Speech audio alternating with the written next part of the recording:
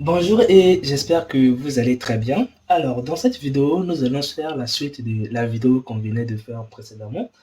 Donc, j'avais prévu de faire ces vidéos, en fait, 7 projets en 3 vidéos.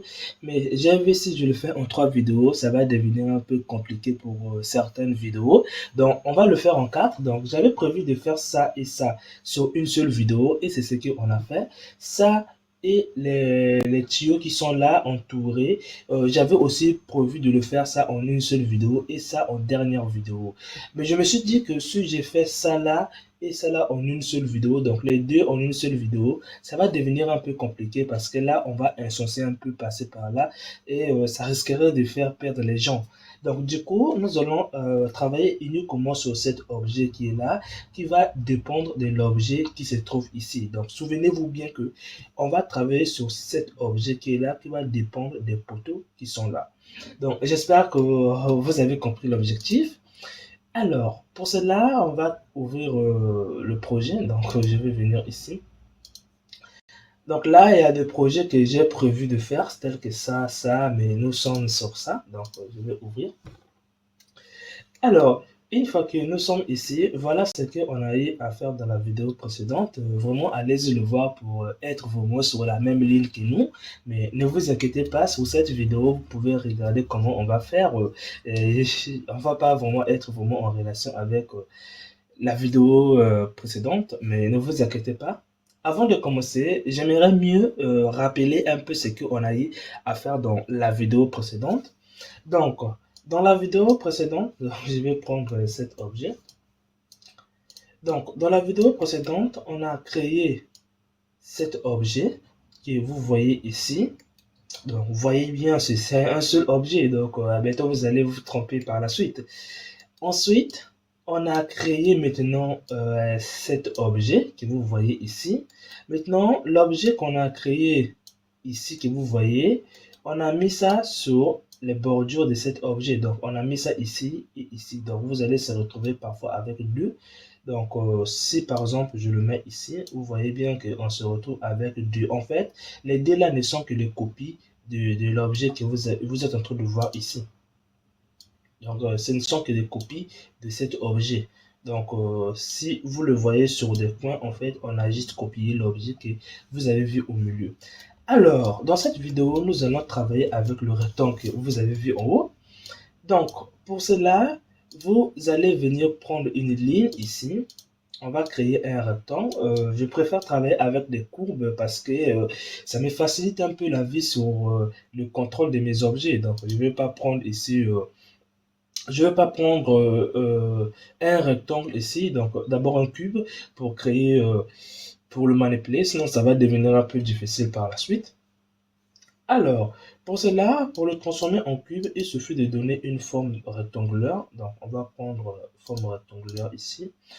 Et vous allez prendre un nœud qui va vous permettre de le transformer en cube. Donc, prenez bien Curve to Mesh.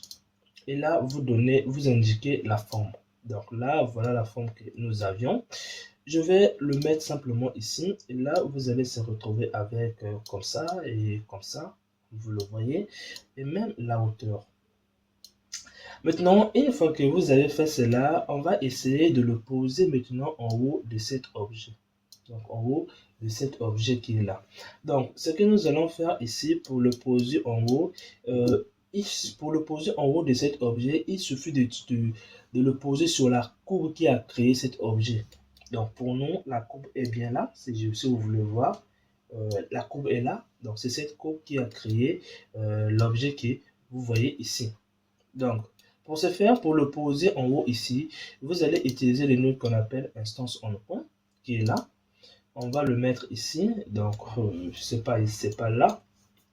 On va mettre ici dans instance. Donc, pour que l'objet que nous allons poser, vous l'indiquez ici. Et sur quel objet que vous allez aller le poser. Donc, pour nous, c'est une courbe. On va le mettre simplement dans point ici. Et là, on se retrouve avec deux objets.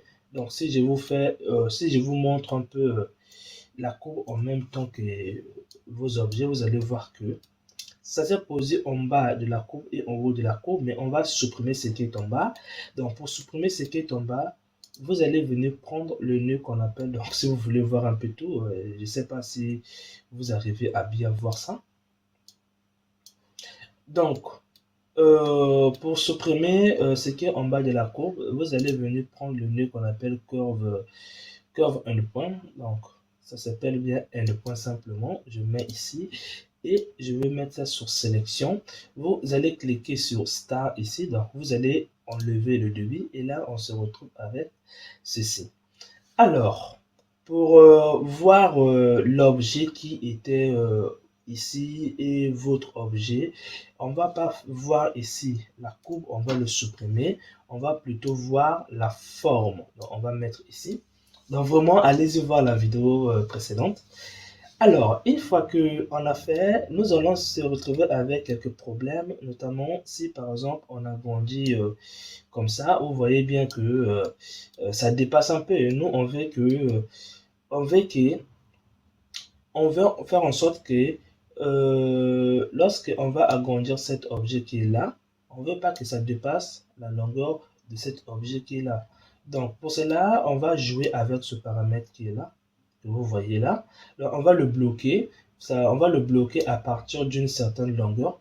Donc, ça va dépendre de cette longueur d'ici jusqu'ici.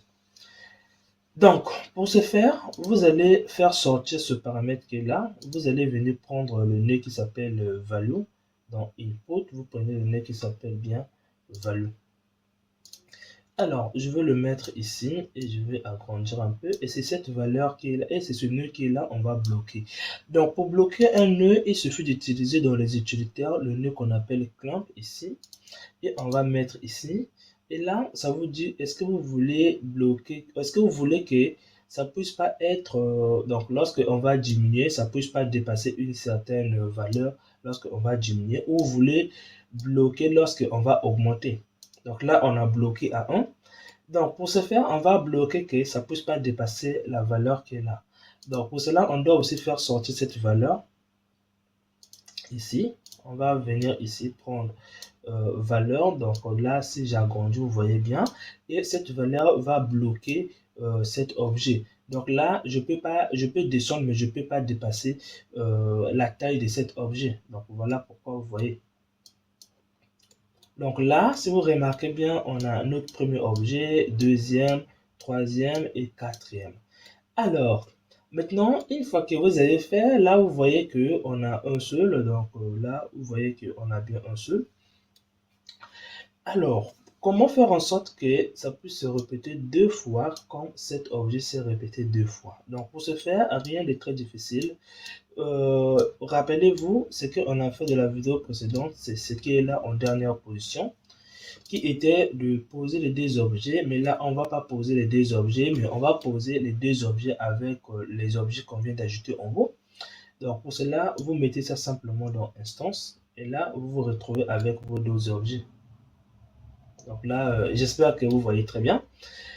Donc, je vais diminuer la valeur de cet objet, ce qui entraînera aussi de diminuer l'autre valeur. Donc là, je peux diminuer comme vous le voyez. Alors, pour ce faire, vous allez venir voir ici, est-ce que vraiment ce que vous avez ajouté, donc c'est ça qu'on vient d'ajouter. C'est ça qu'on vient d'ajouter. Maintenant, on va essayer de voir qu'est-ce que ça nous donne. Et là, vous voyez bien qu'on se retrouve avec nos objets. Donc là, ça va toujours dépendre de l'objet mère qui est là, le premier objet qu'on avait créé. Donc si je viens ici, vous voyez bien que ça dépend toujours de l'objet qui est en bas. Et là, ça, c'est juste quelque chose qui permet comme ça. Donc ça aussi, on a fait ça dans la vidéo précédente. Alors, je vais aussi voir ici, vous avez ce paramètre ici. Et vous avez même aussi un autre paramètre qui va vous permettre d'allonger un peu la longueur. Ici, comme vous le voyez. Donc là, c'est ce qu'on vient de faire sur cette vidéo. Donc voilà. Et nous avions aussi la longueur comme ça. Donc, on se retrouve dans la prochaine vidéo auquel nous allons maintenant placer des cercles circulaires. Donc, je pense que ça sera un peu même la vidéo qui sera un peu plus longue. Donc, pour cela, je vais le placer dans des frames pour que ça ne soit pas confondu. Donc, je vais venir ici, prendre des frames ici. Donc, je vais faire Shift D. Je prends tout ceci, je mets ça d'abord, c'est tout ceci, je mets ça ici pour que ça ne soit pas confondu. Même chose, Shift D. Et je prends tout ceci, je mets ça ici, comme ça ne sera pas confondu.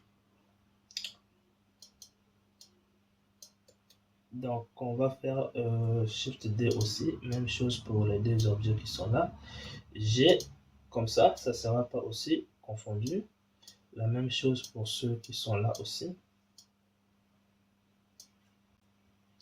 Shift D. Donc, je vais faire un petit G. Et là, on remarque bien qu'on a le nombre de petits tons noirs que vous avez ici représente simplement le nombre d'objets, en fait, le nombre d'étapes que nous avions eu pour créer tout ceci. Alors, on se retrouve dans la prochaine vidéo auquel on va poser maintenant les cercles circulaires.